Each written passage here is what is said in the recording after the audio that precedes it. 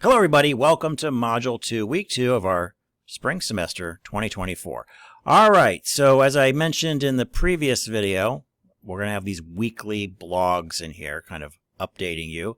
The format with the blogs is we'll talk a little bit about last week, we'll talk about what we're doing this week, and anything else going on with the course. So make sure you do spend a few moments and watch these videos as they appear every week. We should have one every week, so take a few minutes to do that before you jump into your module and start doing your work. Okay, so with that, let's follow that format. Let's talk about last week. So last week, and you did a great job on the quizzes. You should, because you get 3 attempts to take those quizzes. Shout out to your classmate Sean. Sean brought a couple of bad keyed answers to my attention, so I went in and changed those to key the correct answer.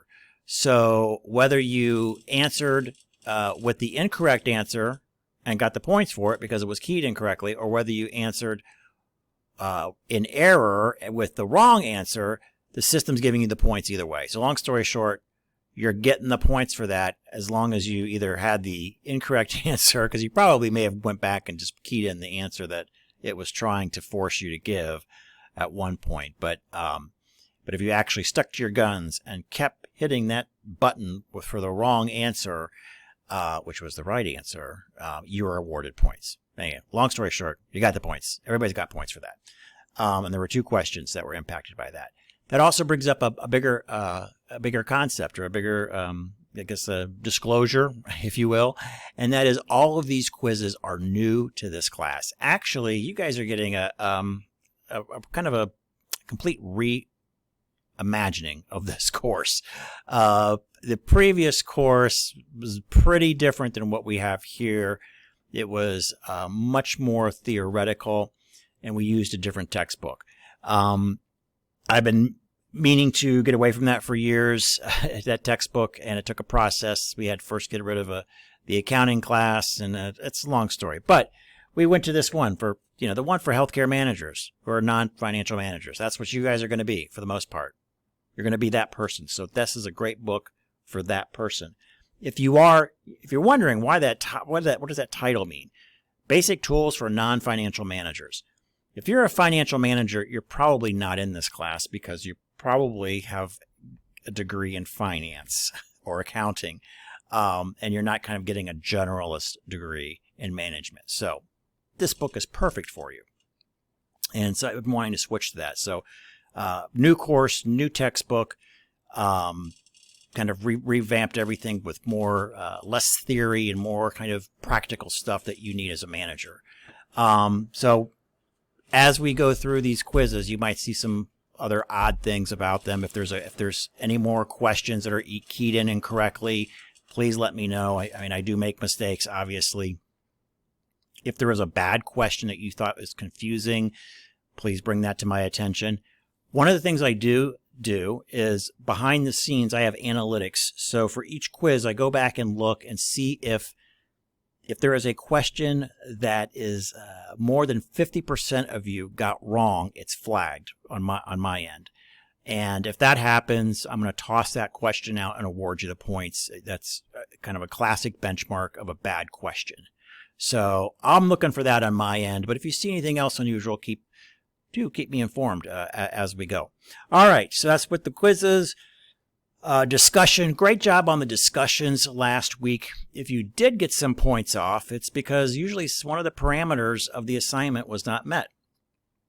The big one, where a couple of you got some points off, is not responding to 2 peers. So you got to go back to 2 classmates and respond back to them. Make sure you knock those out. So you got your main post, and then you got your 2 peer responses. Make sure you're meeting all the criteria for the main post. And in the peer responses, just make sure they're meaningful. I know that's kind of a, subjective term, but what I look for is something more than this. Okay, if you put great post, nice job, period, send. That I'm looking for something more than that in your peer response. So show some reflection. If you agree or disagree with your classmate, you can put that in there, but just show a little bit of kind of critical thinking with that peer response, and then you'll get the full the full points. Okay, so that's that. But by far, you guys did really good on that discussion. All right, this week, same format. We've got our chapters. I did notice that I had a typo in the syllabus, kind of going back to the original premise that everything is new textbook, new everything. And hopefully you caught that, because it doesn't make sense, because it says chapters 6, 7, 8, and 8. Okay, well, it's actually, you're doing 6, 7, 8, and 9. That's what's in the syllabus. What's in the course on your module action to-do list is correct. So just make sure you're doing all 4 of those chapters. And you probably could have figured that out, because if you look at the module next week, you start off at 10, so you know that 9 has to be in there somewhere. All right, so you're doing up through chapter 9. And then you're doing all of your quizzes as well. All right, so that's pretty much for this week. Now, one of the things I talked about in last week's video was the midterm. So, and preparing for that. And that, again, will be a proctored experience. You'll have, you'll be on camera using ProctorU. You're going to get a lot more information on that in Module 3 as you get ready for Module 4 is when the midterm is. I had some of you text me about that are already starting to prep for that midterm, so that is a great idea to already.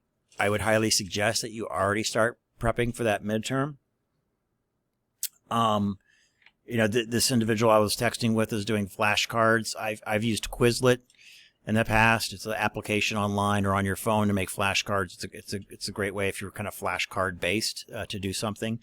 But one of the things as far as, and there were some questions about what is going to be on the midterm, what chapters it's going to include. So what I've made for you is I'm going to call it a study guide / worksheet. Let's take a look at it, and I'll kind of give you the lowdown here, what it does and what it doesn't do. So I'll just go ahead and remove my picture altogether. Okay, so please read this. This will hopefully give you some understanding of the structure. We're going to have 50 questions. They're going to be multiple choice or true and false. Again, it's going to be proctored. It's going to be timed. Traditional calculators will be allowed. Okay, so there might be some light calculation. Okay, so be prepared, light calculation. But you can't have your phone and you can't have a graphing calculator because you can store answers on that. Dollar Tree sells calculators for $1.25.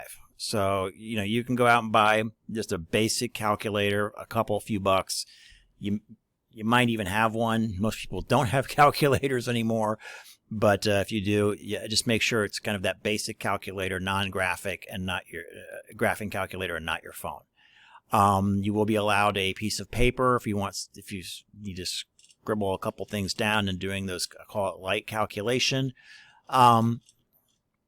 And you'll be allowed a pen or a pencil on there. So there's kind of, those are the general parameters of kind of what to have at the ready. The exam will cover all material from Module 1 through Module 4. So you will want to make sure that you have all those chapters kind of under your belt. Module 4's chapter ends at 18. You have probably noticed we do skip some chapters. So we've skipped chapter 3 and 17. I'm not saying those are not valuable chapters, but in designing this course and making the workload manageable, some chapters had to go. I definitely picked the Excel chapter because that would have taken us in a whole other direction with learning Excel.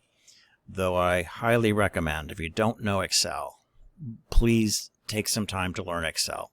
It is, if you're going into the professional realms, that is just knowing the Microsoft Office or Microsoft 365, formerly known as Office, suite of products is highly recommended as a basic skill.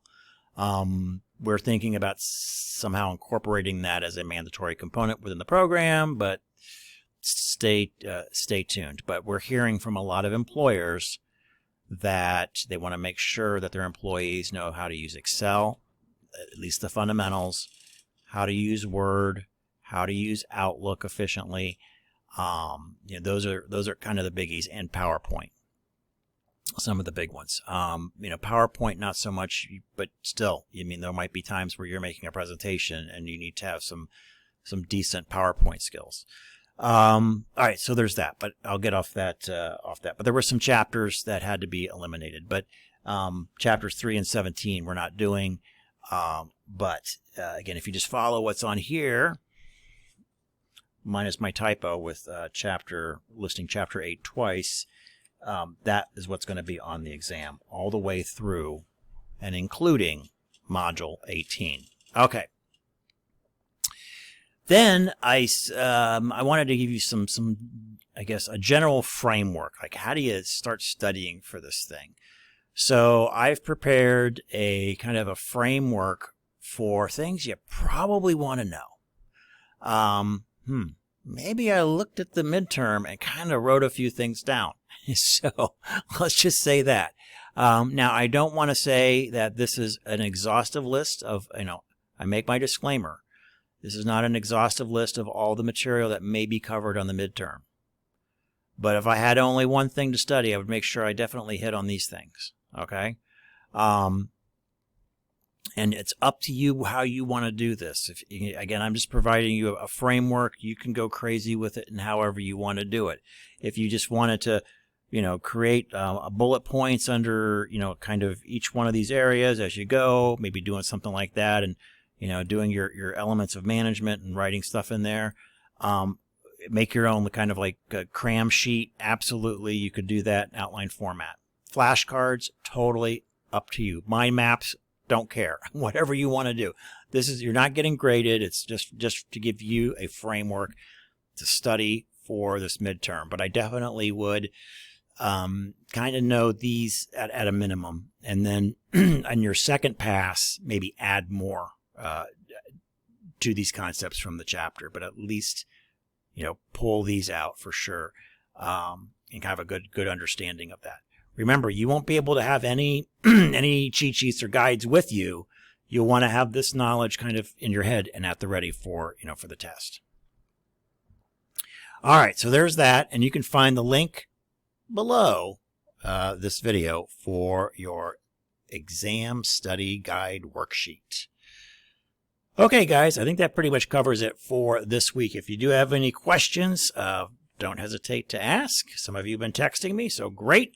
My phone number for texting is on here. It's on this page, page here. For short questions, is a great way to go. For a little bit longer questions, feel free to use email. And if we have to talk in person, just let me know, and we'll schedule a time to talk. All right.